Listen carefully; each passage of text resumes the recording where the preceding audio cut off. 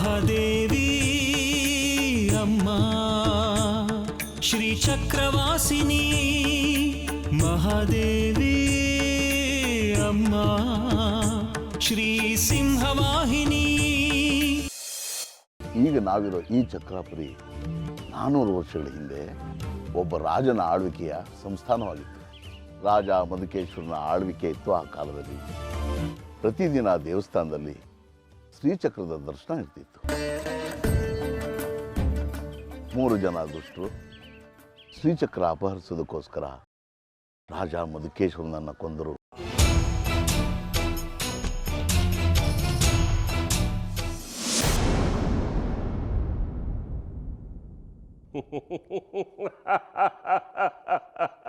ನನ್ನ ಗೆಲುವಿನ ಕಾಲ ಸನ್ನಿಹಿತವಾಗ್ತಾ ಇದೆ. ನನ್ನ ತವಕ ಉತ್ಸಾಹ ಇಮ್ಮಡಿಯಾಗ್ತಾ ಇದೆ.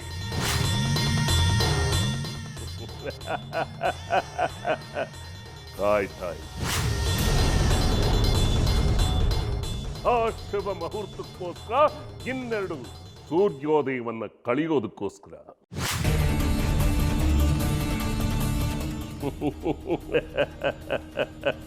ಈ ಚಕ್ರಾಪುರಿಗೆ ಉತ್ಸವದ ಕನಸು, ವಿರೂಪಾಕ್ಷ ಶಾಸ್ತ್ರಿಗೆ ಪಟ್ಟಾಭಿಷೇಕದ ಕನಸು. ಚಕ್ರ ಉದ್ಭವವಾದ ನಂತರ ಸೂರ್ಯಗ್ರಹಣ, ಆನಂತರ ಉತ್ಸವ, ದೊಬ್ಬಿ ಗಲಾಟೆ, ಚಕ್ರ ಕಾಣೆಯಾಗುತ್ತೆ.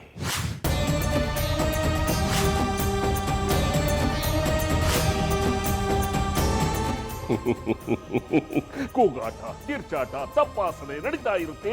ಇದರ ಮಧ್ಯೆ ಆ ಶ್ರೀಚಕ್ರವನ್ನ ಕಡಕಿ ಮಾರಿ ಗುಡಿಯಿಂದ ತಪ್ಪಿಸಿ ನನ್ನ ರಹಸ್ಯ ತಾಣಕ್ಕೆ ತಗೊಂಡು ಹೋಗಿ ಪ್ರತಿಷ್ಠಾಪನೆ ಮಾಡಿದ್ರೆ ಮುಗಿದಾಯ್ತು. ಕೂತ ಜಾಗದಲ್ಲಿ ಇಡೀ ಜಗತ್ತನ್ನೇ ಅಲ್ಲಾಡಿಸ್ತೀನಿ. ಇನ್ನು ಈ ಖಡ್ಕಿ ಮಾರಿಗುಡಿ ಯಾವ ಲೆಕ್ಕ? ಆಮೇಲೆ ಈ ವಿರೂಪಾಕ್ಷ ಶಾಸ್ತ್ರಿ ಭೂಲೋಕದ ಚಕ್ರವರ್ತಿ.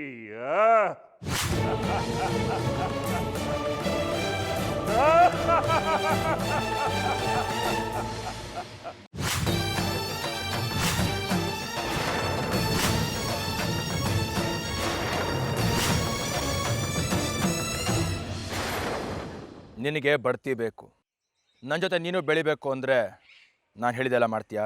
ಮಾಡ್ತೀನಿ ಸರ್. ನಾನು ಇಲಾಖೆಗೆ ಭಾಳ ಸೇವೆ ಮಾಡಿದ್ದೀನಿ ಸರ್. ಆದರೆ ಏನೂ ಪ್ರಯೋಜನ ಇಲ್ಲ ಸರ್. ಸರ್ಕಾರಿ ಸಂಬಳ ಇದ್ದಲ್ಲೇ ಇದ್ದೀನಿ. ನಿಮ್ಮ ದಯದಿಂದ ಏನಾದ್ರು ಬಡ್ತಿ ಸಿಕ್ಬಿಟ್ರೆ ಮನೆಯಲ್ಲಿ ದೇವರಿಗೆ ದೀಪ ಹಚ್ತೀನಿ ಸರ್, ನಿಮ್ಮ ಹೆಸರು ಹೇಳ್ಕೊಂಡು. ಈಗ ನಾನು ಹೇಳೋದನ್ನೆಲ್ಲ ರಹಸ್ಯವಾಗಿ ಕಾಪಾಡ್ಕೋತೀಯಾ? ಯಾವುದೇ ಕಾರಣಕ್ಕೂ ಯಾರಿಗೂ ಗೊತ್ತಾಗಬಾರ್ದು. ದೇವರಣೆಗೂ ಯಾರಿಗೂ ಗೊತ್ತಾಗಲ್ಲ ಸರ್.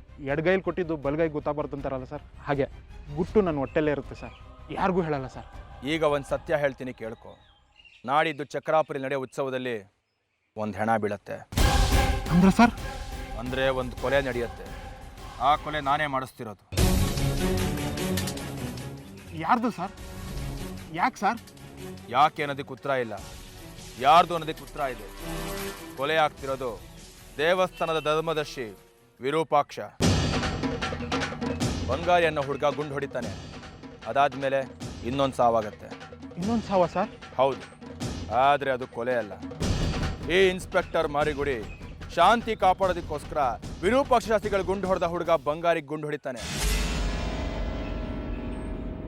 ತಗೊಳ್ಳಿ, ಇದು ಕಾರ್ಕೋಟಕ ವಿಷ. ಹುಷಾರು.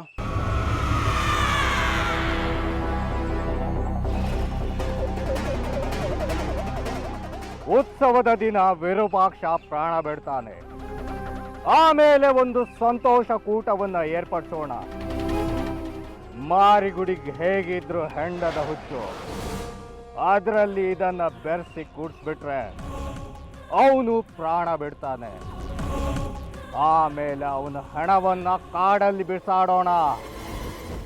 ನಾಯಿ ನರಿಗಳಿಗೆ ಆಹಾರವಾಗ್ತಾನೆ. ಆಮೇಲೆ ರಾತ್ರಿ ಶ್ರೀಚಕ್ರವನ್ನ ನಾವು ತಗೊಂಡು ಹೊರಟ್ಬಿಡೋಣ.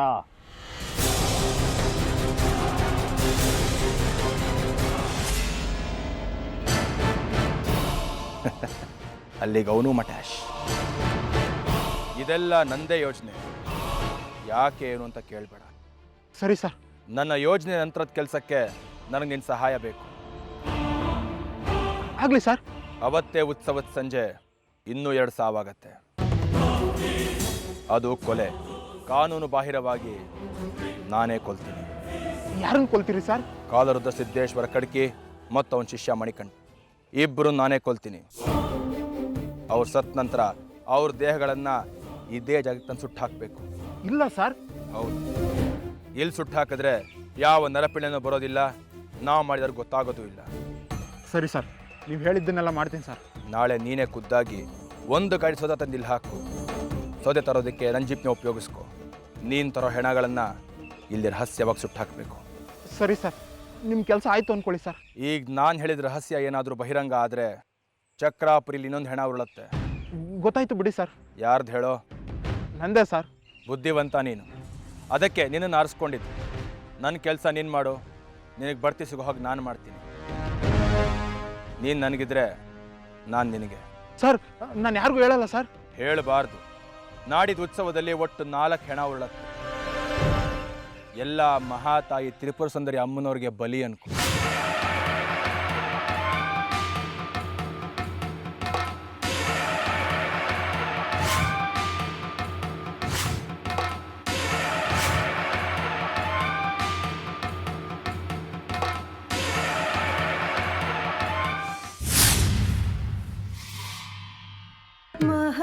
ಮಹಾದೇವಿ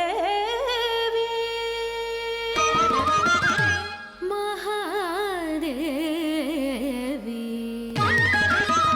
ಕದಂಬವನ ಚಾರಿಣಿ ಮುನಿ ಕದಂಬ ಕಾದಂಬಿನಿ ನಿತಂಬಜಿತ ಭೂಧರ ಸುರನಿತಂಬಿನಿ ಸೇವಿತಾ ನವಾಮುರುಹಲೋಚನಾಮಭಿ ನವಾಮುಧ ಶ್ಯಾಮಲ. ರಾತ್ರಿ ಎಲ್ಲ ನಿನ್ನೊಬ್ಬಳನ್ನೇ ಬಿಟ್ಟು ಹೋಗಿದ್ದೆ, ಭಯ ಆಯ್ತಾ? ನಾನೇನು ಮಾಡಲಿ, ಮೇಷ್ಟ್ರಮ್ಮ ಹೇಳಿದ ದಾರಿ ಇದೊಂದೇ.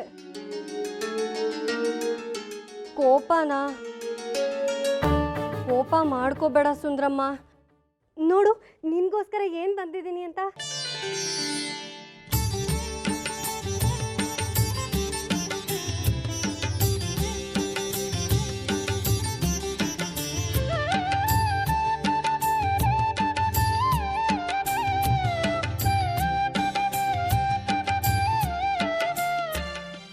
ಏನು ಮಾಡಬೇಕು ಅಂತಲೇ ತಿಳಿತಿಲ್ಲ ಸುಂದ್ರಮ್ಮ. ಮೇಷ್ಟ್ರಮ್ಮ ಸಿಕ್ಕಾಗ ಕೇಳ್ತೀನಿ. ಈಗ ಹೋಗಬೇಕು, ಉತ್ಸವದ ಕೆಲಸಗಳಿದ್ದಾವೆ, ನಾನು ಹೋಗಿ ಬರ್ತೀನಿ. ಹೆದರ್ಕೋಬೇಡ, ಮತ್ತೆ ಬರ್ತೀನಿ.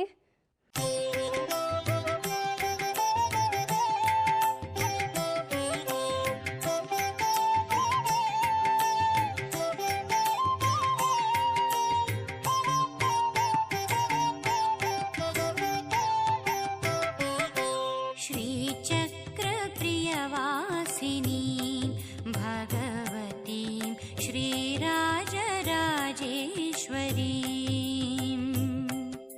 श्रीचक्रप्रियवासिनीं भगवतीं श्रीराजराजेश्वरी. ಬರ್ಲಾ?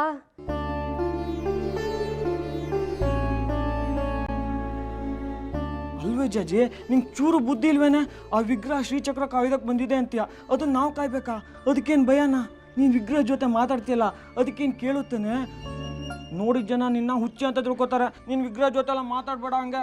ಲೋ ಎಡವಟ್ರಾಯ, ಅದು ಬರೀ ಲೋಹದ ವಿಗ್ರಹ ಅಲ್ಲ, ಅದ್ರೊಳಗೆ ಜೀವ ಇದೆ. ನಾನು ಮಾತಾಡೋದು ಸುಂದ್ರಮ್ಮಂಗೆ ನನಗೆ ಮಾತ್ರ ಅರ್ಥ ಆಗುತ್ತೆ.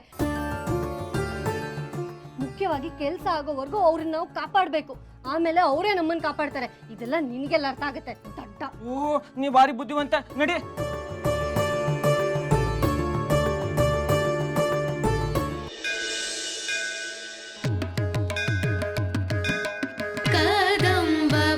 ಕದಂಬವನವಾಸಿನಿ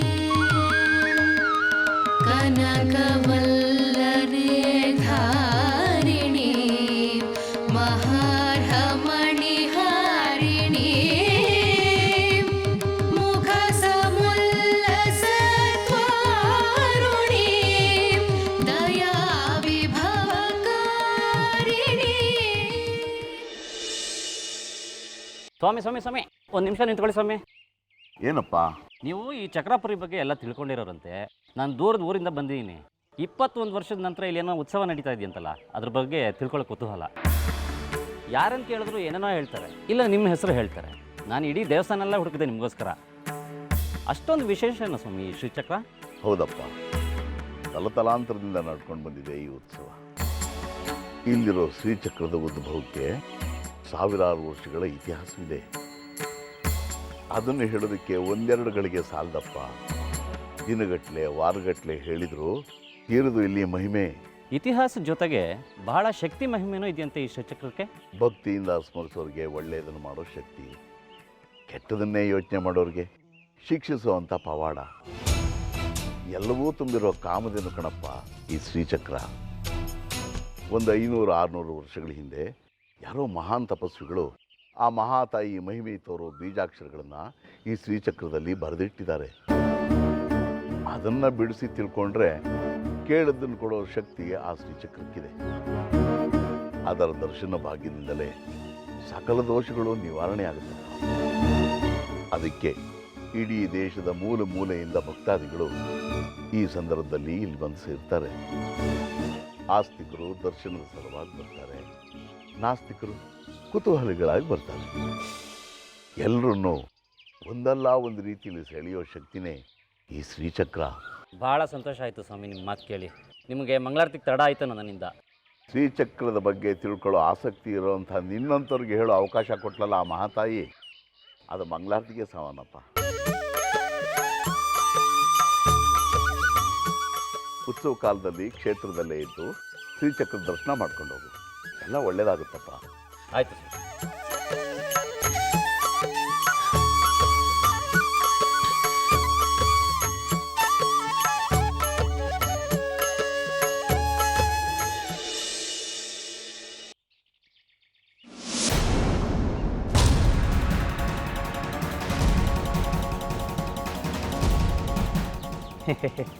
ಚಾಚಿ ಚೆನ್ನಾಗಿದೆಯಮ್ಮ?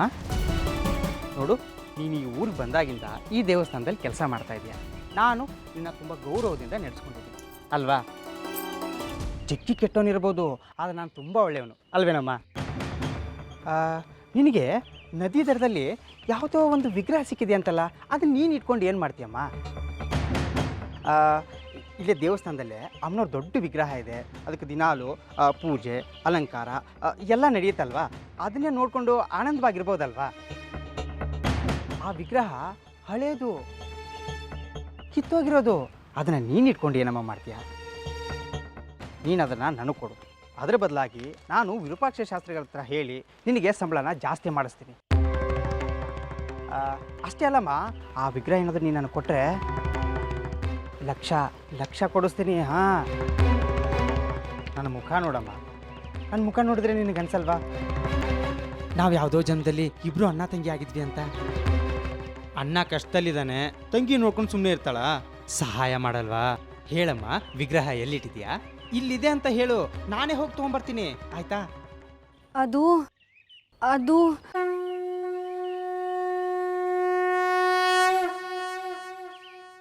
ನಂಗೆ ಗೊತ್ತಿಲ್ಲ, ದಾರಿಲಿ ಬರ್ತಾ ಕಳ್ದೋಗಿದೆ. ಸುಳ್ಳು ಹೇಳ್ತಾ ಇದೆಯಾ? ಅದೇನು ಚಿಕ್ಕ ಸೂಜಿನ ಕೈಲಿ ಹಿಡ್ಕೊಂಬರ್ತಾ ಇದೆ ಕಳೆದೋಯ್ತು ಅನ್ನೋಕ್ಕೆ? ಅಷ್ಟು ಭಾರವಾದ ವಿಗ್ರಹ ಹೇಗೆ ಕಳೆಯೋಕ್ಕೆ ಸಾಧ್ಯ? ನೋಡು, ಇವತ್ತೆಲ್ಲ ನಾನು ನಿನ್ನ ಜೊತೆಗೆ ಇರ್ತೀನಿ. ಎಲ್ಲೆಲ್ಲಿ ಓಡಾಡಿದೆ ಅಂತ ನೆನಪಿಸ್ಕೊ, ನಾವಿಬ್ಬರು ಹೋಗ್ಬಿಟ್ಟು ಹುಡ್ಕೊಂಬರ. ಬೇಡ ಬೇಡ, ನನಗೆ ಬೇರೆ ಕೆಲ್ಸಗಳಿವೆ. ನಿಜವಾಗ್ಲೂ ಅದೆಲ್ಲಿದೆ ಅಂತ ನಂಗೆ ಗೊತ್ತಿಲ್ಲ ಪಂಚಾಕ್ಷರಿಗಳೇ. ಹೇಯ್, ಕೈಲಿದ್ದಿದ್ದು ಎಲ್ಲಿ ಹೋಯ್ತು ನೆನಪಿಲ್ಲ ಅಂದರೆ ಏನರ್ಥ? ಇಂಥ ದೊಡ್ಡ ದೇವಸ್ಥಾನದಲ್ಲಿ ಅದೇನು ಕೆಲಸ ಮಾಡ್ತೀನಿ ನೀನು? ನೋಡು, ಅದೆಲ್ಲ ನನಗೆ ಗೊತ್ತಿಲ್ಲ. ಆ ವಿಗ್ರಹನ ಹುಡುಕಿ ನನ್ನ ಕೈಗೆ ನೀನು ತಂದು ಕೊಡಬೇಕು. ಅದಕ್ಕೋಸ್ಕರ ಇವತ್ತು ನಾನು ನಿನಗೆ ರಜಾ ಕೊಡ್ತಾ ಇದ್ದೀನಿ. ಹೋಗು, ನಡೇ.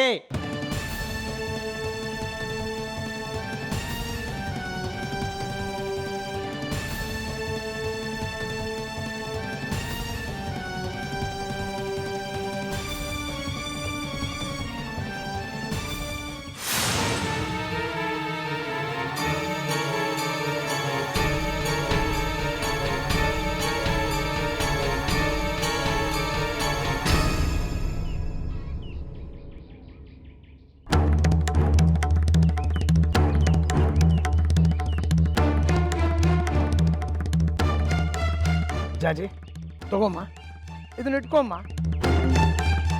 ನೀನು ನನ್ನ ಮಗಳಿದ್ದ ಹಾಗೆ, ನನಗೂ ವಯಸ್ಸಾಯಿತು.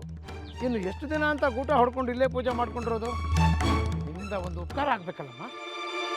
ಹೇಳಿ ಗುಂಡಾಚಾರ್ಯ. ಮಾತಿಗೆ ತಪ್ಪಾರ್ದು, ಆ ಮಹಾತಾಯಿ ಮೇಲೆ ಆಣೆ. ಅಯ್ಯೋ, ಆಣೆ ಪ್ರಮಾಣ ಮಾಡೋ ಅಂಥದ್ದೇನಿದೆ ನನ್ನ ಹತ್ರ? ಇದೆಯಮ್ಮ, ಎಲ್ಲ ನಿನ್ನ ಹತ್ರನೇ ಇರೋದು. ನೀನು ನನ್ನ ಕೈ ಹಿಡಿದ್ರೆ ನನ್ನ ಭಾಳ ಉದ್ಧಾರವಾಗುತ್ತೆ. ನೀವು ಏನೇನೋ ಹೇಳ್ತಿದ್ದೀರಾ, ನನಗೆ ಒಂದು ಅರ್ಥ ಆಗ್ತಿಲ್ಲ. ನಾನು ಹೊರಡ್ತೀನಿ. ನಿಂತ್ಕೊಳ್ಳಮ್ಮ, ಹೀಗೆಲ್ಲ ಕೈ ಕೊಟ್ಟು ಹೋಗಬಾರ್ದು. ಮಾತು ಕೊಟ್ಟಿದ್ದೀಯಾ? ಅಯ್ಯೋ, ನಾನು ಯಾವಾಗ ಮಾತು ಕೊಟ್ಟೆ?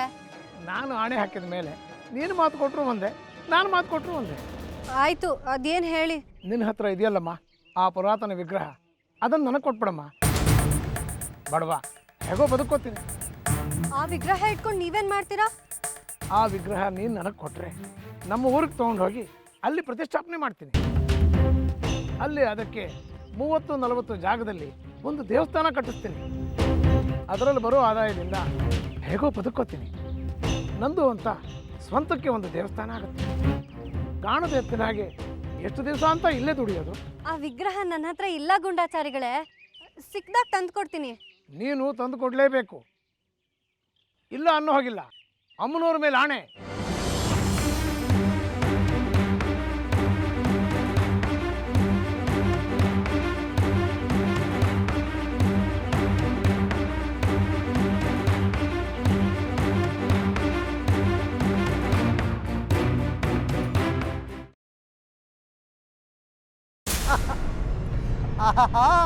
ಜಾಜಿ ಬರೀ ಸಿಕ್ಬಿಟ್ಯಾ? ನೋಡಿದ್ಯಾ, ನೀನು ಎಲ್ಲೇ ಓಡೋದ್ರು ಪದೇ ಪದೇ ಅಮ್ಮನವ್ರು ನನ್ನ ಹತ್ರನೇ ಕಳಿಸ್ತಾ ಇದ್ದಾರೆ. ಆ ವಿಗ್ರಹ ಕೊಟ್ಬಿಡು. ನಾನು ಯಾರಿಗೂ ಹೇಳಲ್ಲ ಕಣೆ, ಪೊಲೀಸ್ನವ್ರಿಗೂ ದೂರು ಕೊಡಲ್ಲ. ನಾವೆಲ್ಲ ಒಂದೇ ಮನೆಯವ್ರ ಥರ ಅಲ್ವಾ? ಕೊಟ್ಬಿಡೆ ವಿಗ್ರಹನ ಕೊಡೆ. ಇಲ್ಲ, ನನ್ನ ಹತ್ರ ವಿಗ್ರಹ ಇಲ್ಲ. ಕಳ್ಳಿ, ಈ ಜಗ್ಗಿ ಹತ್ರನೇ ನಾಟಕನಾ? ಆ ವಿಗ್ರಹಕ್ಕೋಸ್ಕರ ನಾವು ಎಷ್ಟು ಜೂಟಾಟ ಆಡ್ತಾ ಇದ್ದೀವಿ, ಏನು ಕತೆ? ನಿಮ್ಮ ಮನೆಗೂ ಅದಿಲ್ಲ ಜಗ್ಗಿ ಅವರೇ. ನೋಡ್ದ್ಯಾ ಹೇಗೆ ಸಿಗಾಕೊಂಡೆ? ಇಲ್ಲಿಲ್ಲ ಅಂದ್ರೆ ಇನ್ನೆಲ್ಲೋ ಇದೆ. ಎಲ್ಲಿದೆ? ನೀನಾಗೆ ತರೋದಕ್ಕೆ ಭಯ ಆದ್ರೆ ಎಲ್ಲಿದೆ ಅಂತ ಹೇಳು, ನಾನೇ ಹೋಗಿ ತಗೋತೀನಿ. ಯಾರಿಗೂ ಹೇಳಲ್ಲ, ನನಗೆ ಗೊತ್ತು. ಅದಕ್ಕೋಸ್ಕರ ಎಷ್ಟೊಂದು ಜನ ನಿನ್ನ ಹಿಂದೆ ಬಿದ್ದಿದ್ದಾರೆ ಅಂತ. ಅದು ನನ್ನ ಕೈಗೆ ಬಂದ್ಬಿಟ್ರೆ ನಿನಗೆ ಯಾರ ಭಯನೂ ಇರಲ್ಲ. ಯಾರಾದರೂ ಕೇಳಿದ್ರೆ ಹೇಳು ಅದು ಈ ಜಗ್ಗಿ ಹತ್ರ ಇದೆ ಅಂತ. ನಾನು ಎಲ್ಲರನ್ನೂ ವಿಚಾರಿಸ್ಕೊತೀನಿ. ಹೇಳು ನನ್ನ ಜಾಜಿ ಚಿನ್ನ, ಎಲ್ಲಿ ಆ ಹಳೆ ಬಾಲಿಕೆ ವಿಗ್ರಹ? ಅಯ್ಯೋ, ಎಲ್ರು ಯಾಕೆ ಹೀಗೆ ಗೋಳೈಕೋತಿದ್ದೀರಾ? ಆ ವಿಗ್ರಹ ಎಲ್ಲಿ ಸಿಕ್ಕಿತ್ತೋ ಅಲ್ಲೇ ಹೋಯ್ತು. ನೀವು ಇನ್ನೊಂದ್ಸತಿ ಹೀಗೆ ಗೋಳೈಕೊಂಡ್ರೆ ನಾನು ಹೋಗಿ ವಿದ್ಯಾಶಂಕರ್ ಹತ್ರ ಹೇಳ್ತೀನಿ ಅಷ್ಟೇ. ಅದೊಂದು ಬಾಣ ಇಟ್ಕೊಂಡಿದ್ದೀರಲ್ಲ ನಿಮ್ಮ ಮನೆಯವರೆಲ್ಲ ನನ್ನ ಮೇಲೆ ಚೂ ಬಿಡೋದಕ್ಕೆ. ಆಯ್ತು ಹೋಗಮ್ಮ ತಾಯಿ, ನಿನ್ನ ತಂಟೆಗೆ ಬರಲ್ಲ ನಾನು. ಆದರೆ ನನಗೆ ಚೆನ್ನಾಗಿ ಗೊತ್ತಿದೆ ಅದು ನಿನ್ನ ಹತ್ರನೇ ಇದೆ ಅಂತ. ನನಗೂ ಗೊತ್ತಿದೆ ಅದು ನಿನ್ನ ಹತ್ರಕ್ಕೆ ಬಂದಾಗ ಅದನ್ನು ಹೇಗೆ ತಗೋಬೇಕು ಅಂತ. ಏನಾದರೂ ಮಾಡ್ಕೊಳ್ಳಿ, ಈಗ ನನಗೆ ಬೇರೆ ಕೆಲಸಗಳಿದೆ. ಹೋಗೋದಕ್ಕೆ ದಾರಿ ಬಿಡ್ತೀರಾ? ಈಗ ಹೋಗು, ಭೂಮಿ ದುಂಡಗಿದೆ. ಮತ್ತೆ ಬಂದು ನೀನು ನಂಗೆ ಡಿಕ್ಕಿ ಹೊಡಿತೀಯ. ನೀನು ಎಲ್ಲೇ ಹೋದರೂ ನಾನೇ ನಿನಗೆ ದಿಕ್ಕು.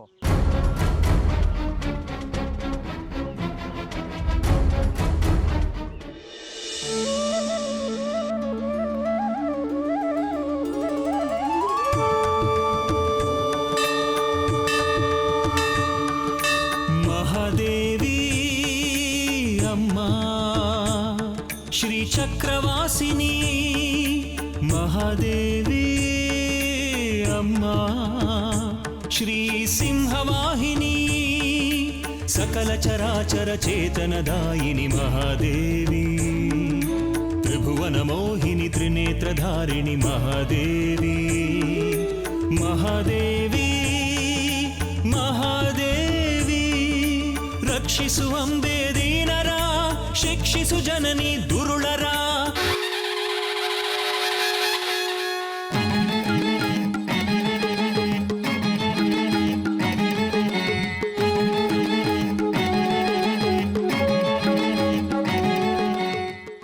ಮೇಷ್ರಮ್ಮ, ನೋಡಿದ್ರಾ, ಎಲ್ಲರೂ ವಿಗ್ರಹ ಕೊಡು ವಿಗ್ರಹ ಕೊಡು ಅಂತ ನನ್ನ ಪೀಡಿಸ್ತಿದ್ದಾರೆ. ಅಮ್ಮನವ್ರ ಮೇಲೆಲ್ಲ ಆಣೆ ಹಾಕ್ತಿದ್ದಾರೆ. ನಾನು ಏನು ಮಾಡಲಿ? ಇಂಥವನ್ನೆಲ್ಲ ಮನಸ್ಸಿಗೆ ಹಚ್ಕೊಳ್ಳೋ ಆತಂಕ ಬೇಡ. ಸ್ವಾರ್ಥಕ್ಕೆ ಆಣೆ ಇಡೋದು ಹೆದರ್ಸೋದಕ್ಕೆ ಸಮ. ಅವುಗಳನ್ನೆಲ್ಲ ತಾತ್ಸಾರ ಮಾಡು. ಈಗ ನೀನು ಮಾಡಬೇಕಾಗಿರೋ ಕೆಲಸ ಹೇಳ್ತೀನಿ, ಗಮನ ಇಟ್ಟು ಕೇಳು. ಉತ್ಸವದಲ್ಲಿ ಶ್ರೀಚಕ್ರದ ಮೆರವಣಿಗೆ ನಡೆಯುತ್ತೆ. ಶ್ರೀಚಕ್ರದ ಉತ್ಸವ ನಂತರ ಕಲ್ಯಾಣಿಗೆ ಹೊರಡುತ್ತೆ.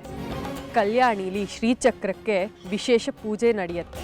ಆ ಉತ್ಸವದಲ್ಲಿ ಶ್ರೀಚಕ್ರಕ್ಕೆ ಆಗೋ ಪೂಜೆ ಆ ವಿಗ್ರಹಕ್ಕೂ ಆಗಬೇಕು.